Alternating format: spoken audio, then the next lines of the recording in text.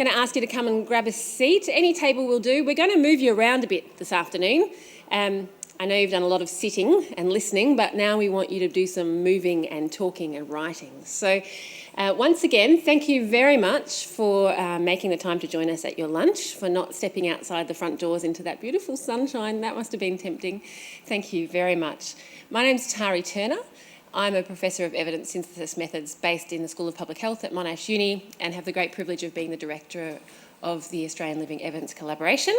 And this afternoon, working with my two colleagues, Sam Chakraborty and Sally Green, I really want to pick your brains, if we're honest. We want to get your wisdom, benefit from your expertise, and I'll tell you a little bit more about that in a moment. I also want to acknowledge our colleague, Tanya Kutchenmuller, who is at WHO and was not able to make the commute for a 50-minute workshop session, but is here with us in spirit. I want to start by echoing the acknowledgements that many others have made today, that we are meeting today on the unceded lands of the Kulin Nation, the Wurundjeri, the Bunurong people. I want to pay my respects to their elders past and present, and just reflect on how exciting the future looks with their community leaders arising. So, just to check that you're in the right room, our plan today is to have a little bit of a conversation about what we mean when we talk about living evidence. Sam is going to talk to us about what living evidence is, how we define that, and some preliminary work that she's been leading around how these living evidence approaches can inform policy. But then we want to move very quickly onto learning about your experiences, about what you're thinking about living evidence, what you're doing about living evidence, what questions you might have about living evidence. And lots of the conversation this morning has been highlighting the challenges that we face in health. We want to focus on moving to some solutions. So I'm going to hand over very quickly, because as I said, I do want to get to the bit where we pick your brains and benefit from your wisdom, to my colleague Sam, who's going to talk us through some work that we've been doing around living evidence and policy. Thanks, Sam.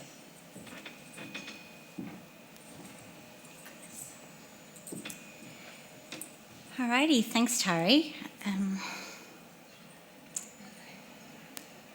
How did you get them to move?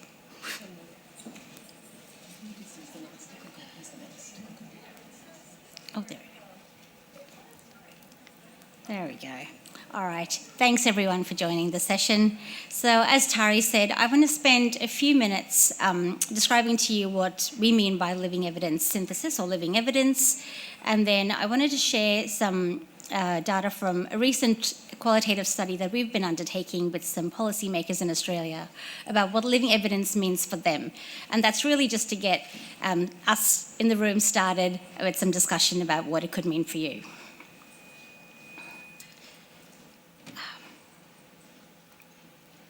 I will get this very soon. Okay, so as we know, and we heard again this morning, that strong policy can help to overcome societal challenges. And we know that evidence has a huge part to play in that. This quote from Gary Banks, who chaired the Productivity Commission on Strengthening Evidence-Based Policy in the Australian Federation back in 2009, highlights two crucial ways in which evidence can help to inform or strengthen policy. He says it helps policymakers work out which policy options are likely to achieve the best results, and it helps in getting policy implemented in circumstances where there's opposition to it. But as we know, there are critical barriers to using living evidence effectively in health policy decisions. These include lack of up-to-date research when policymakers actually need it, the absence of relevant research that actually answers the policy questions, lack of a common language between researchers and policymakers, limited capacity within policy to access, appraise, translate and use research. And these are all exacerbated now in this era of research overload. So this is where living evidence or living evidence syntheses can help. Living evidence syntheses are continually updated, systematically appraised summaries of research evidence. These include things like living systematic reviews, living clinical guidelines, living evidence briefs, etc. The methods for developing living evidence syntheses have really advanced in the last 5 to 10 years only. And now living evidence syntheses are now available for a range of topics, as you can see here. Mostly these are clinical, though. As a brief illustration between living evidence versus conventional evidence syntheses, for example, in a clinical guideline, this figure presents the two scenarios. To begin with, there's a well-established process of scoping and developing a good evidence synthesis that can be useful. This could take a year or longer, and when it is published, that evidence synthesis is reliable. However, as you can see in that pink dotted line, reliability rapidly deteriorates. This happens as new evidence emerges or as the context changes. And a living approach, on the other hand, enables us to continually review the emerging evidence to keep the synthesis reliable. It has been used, as I mentioned before, and it was particularly helpful during the COVID-19 pandemic, and these are just a couple of quotes about its value to policy during COVID, that it helped to chart a route out of the worst stages of the pandemic. That was in a paper in Nature in 2021. And the New York Times an opinion piece said, "Living evidence is a quiet revolution to surface the best available research and make it accessible for all." So that's all well and good. But we want to know, what does this really mean for policymakers?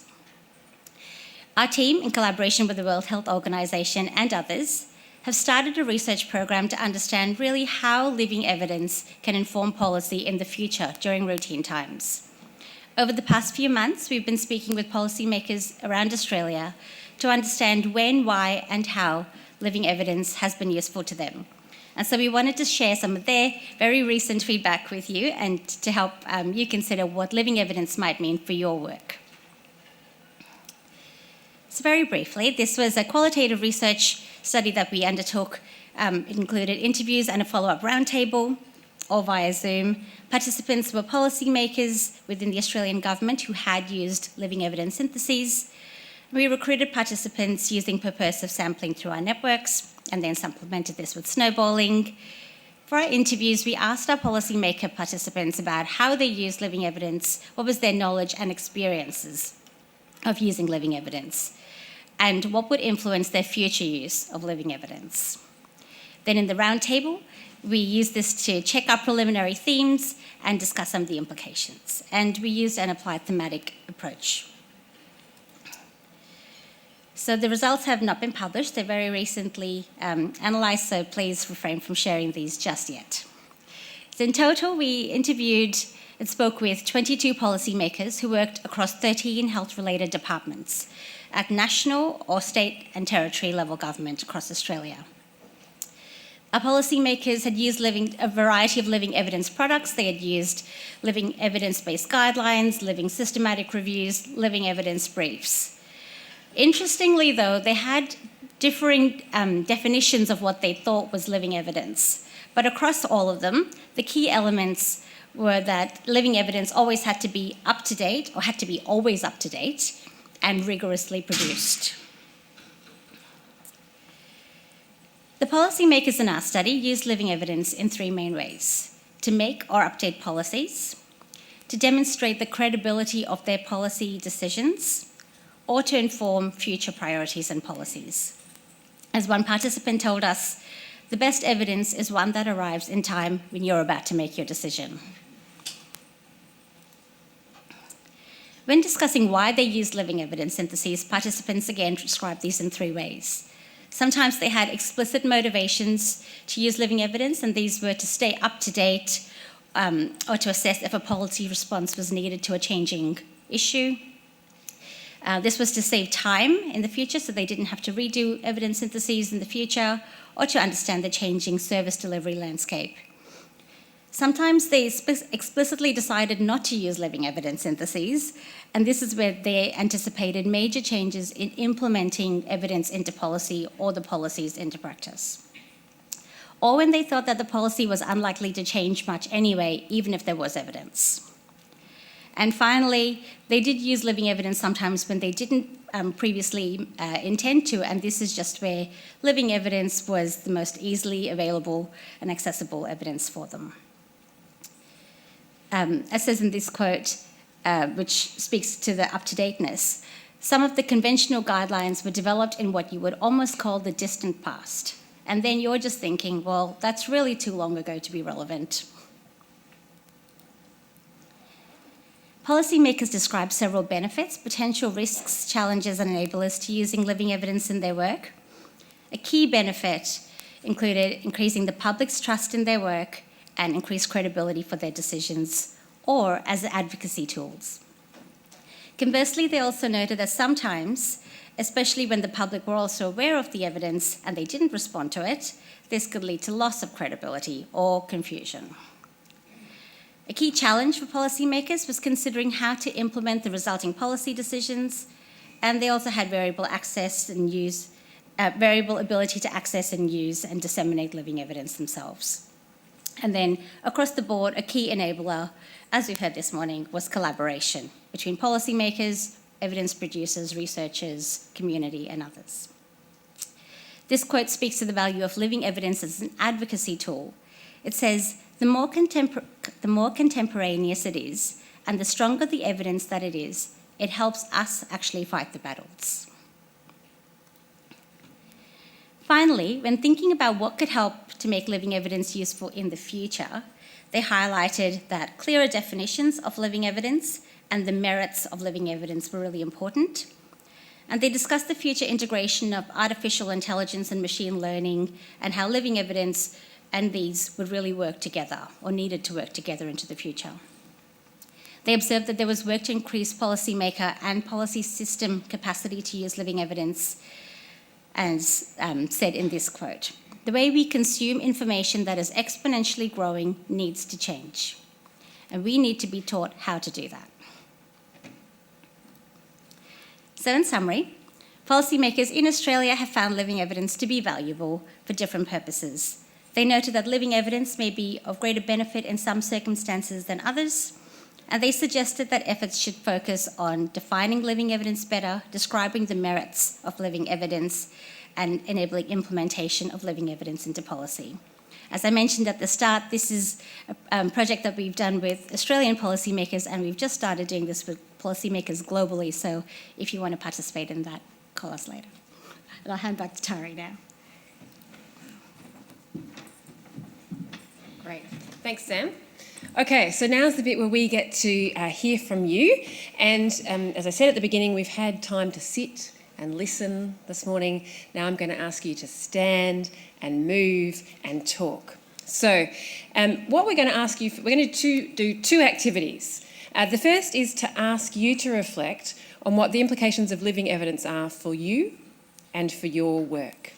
So we've set up 3 banks of tables.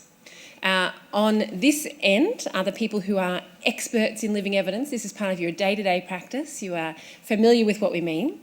In the middle, I believe, somebody yell out. Interested. This is for the groups of people who maybe living evidence is something that's not familiar to you at all. This is the first time you've heard of the concept. You've walked into this room and you're interested, but you haven't yet had much experience. And those on your left are the people who have some developing experience. Maybe you've had some exposure to the concept, you've had a bit of a play, but you feel like you've still got some learning to do. So what I'm going to ask you to do in just a moment is to stand up, move to the table that best reflects your experience level, and have a conversation with the colleagues you find there about what are the implications of this living, continually updated process of living evidence. Copy down your answers onto the paper or the sticky notes, and we'll check in with you in 10 minutes.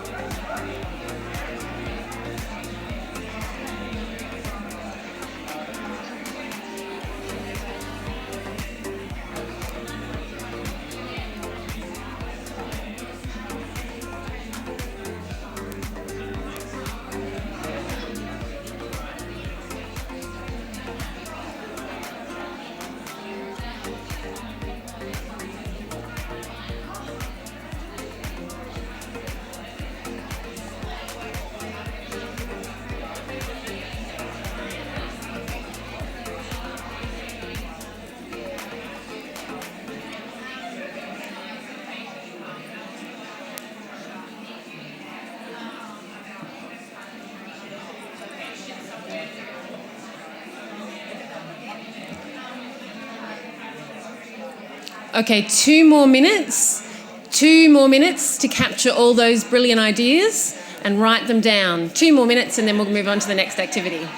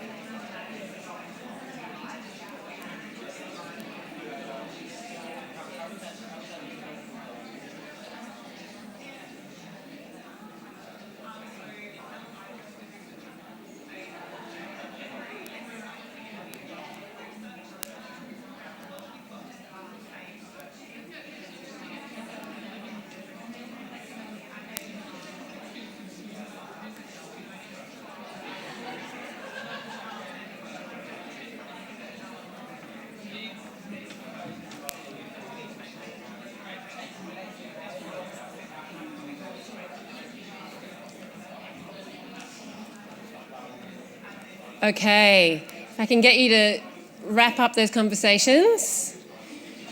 Thank you very much. So fascinating to walk around and hear people saying, what are the implications if these are changing every 6 months? Are people going to change their practice? Or how can we not do this? Surely it's obvious we should be keeping up. Or how are we going to publish these in the journals? Journals don't update their articles in this way. Thank you for those rich discussions and for capturing it all down. I'm going to ask you to move again. So for our next conversation, I'm going to ask you to divide yourselves up by role, and on your right, researchers, on your left, policymakers, in the middle, other interested colleagues, clinicians, baristas, anybody else who's walked into the room in their lunch break. But don't worry too much if you can't find the exact right group, just try and find a seat. And any baristas in the room, there'll be plenty of coffees requests. So get you to shift.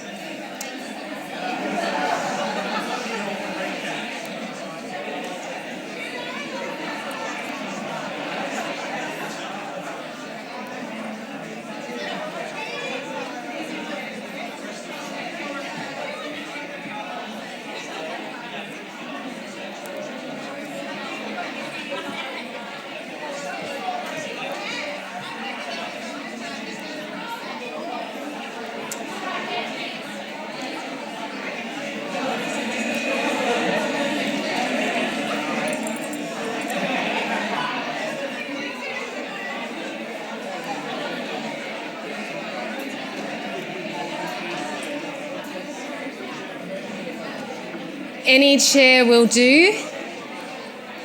Once you've found your new chair,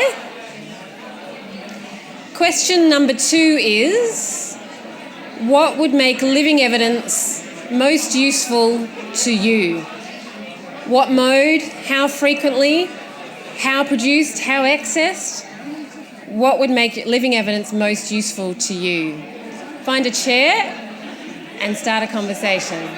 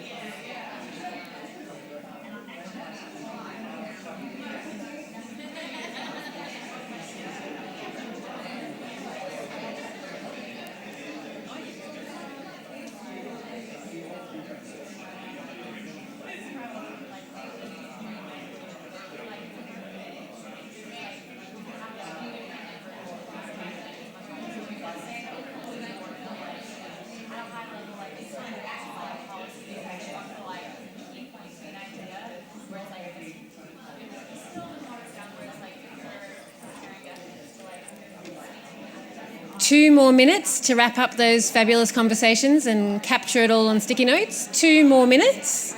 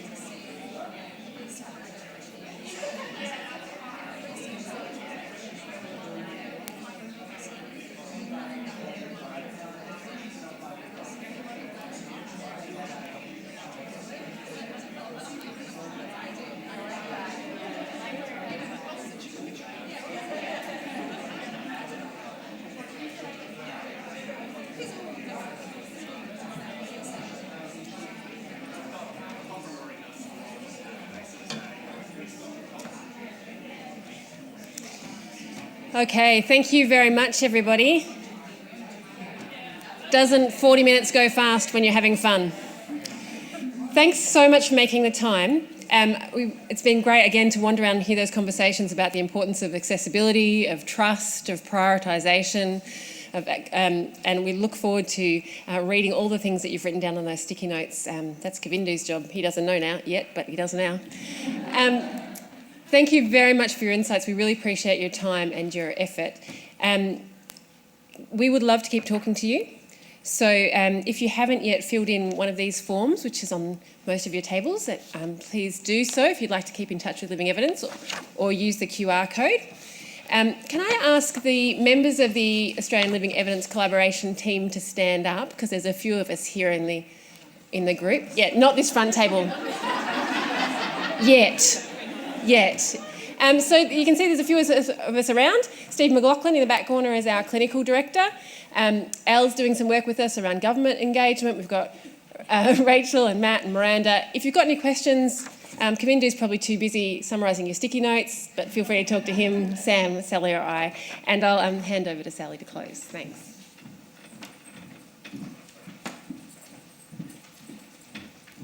Thanks, Tari, and thanks so much, everybody, for giving up your lunch break. I hope you're able to grab something quick to eat on the way to your next session. I know it's a jam-packed program. I was a bit interested in the first session about the people who moved from one sort of bit to the other. I was wondering whether people felt like they were progressing from interested to expert particularly quickly, or reminding themselves that actually they weren't an expert and had to go back to interested. Lots of movement around. So I really just want to make 3 points. The first one is that we at the Australian Living Evidence Collaboration want to be as helpful as we possibly can. That's our key aim. And we want to be helpful by being committed to co-producing our evidence and bringing people together to inform health decisions that are relevant and trustworthy and in particular timely. And reflecting on some of the sessions from this morning, we really want evidence to be one of the driving factors of re-establishing trust. And we can't do that unless we work collaboratively across sectors and with people with different expertise. So we're really grateful that you came, but we'd be even more grateful if you'd stay in touch and be part of our research program. So as Tari's given you the instructions about how to do that, we're all very friendly. grab us over the next couple of days and or follow up with us afterwards so that we can work with you in being as timely and relevant and trustworthy as we possibly can. And enjoy the rest of the conference.